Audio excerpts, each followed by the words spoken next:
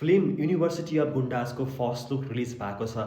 I know it's too early to जज, तर at least Salin Maan र सलोनबाट वाट आई वाज एक्सपेक्टिङ भने क्यारेक्टर वाइज हेर्दाखेरि I thought it's gonna be like rough tough डटी भिलेनियस खालको क्यारेक्टर।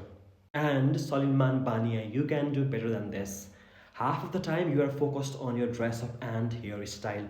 फिल्मभित्र गुन्डागर्दीको क्यारेक्टर गर्नुपर्नेछ, कहाँ त्यो कपाल चिप्लो बनाएर कोरियन लुक्स देखाएर हुन्छ त। अनि सलोन बस्नेतको क्यारेक्टर इट लुक्स ओके, बरु नेचुरल राखेको भए अझै राम्रो हुने थियो। दुईजना लिड भन्दा पनि third character I don't know his name, उसलाई बरु लाइक द प्रोपर गुन्डाज or heroes whatever you call that, उसलाई बरु एकदमै सुट गरेको छ। यस्तो जनरमा नेपाली फिल्महरू एकदमै थोरै बन्छ। You must appreciate the team and the risks they have taken so far.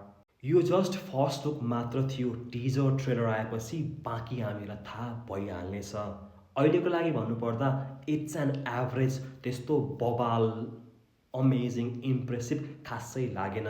यदि यहाँलाई मेरो भिडियो मन परे you can leave a like, comment and subscribe. Thanks for watching.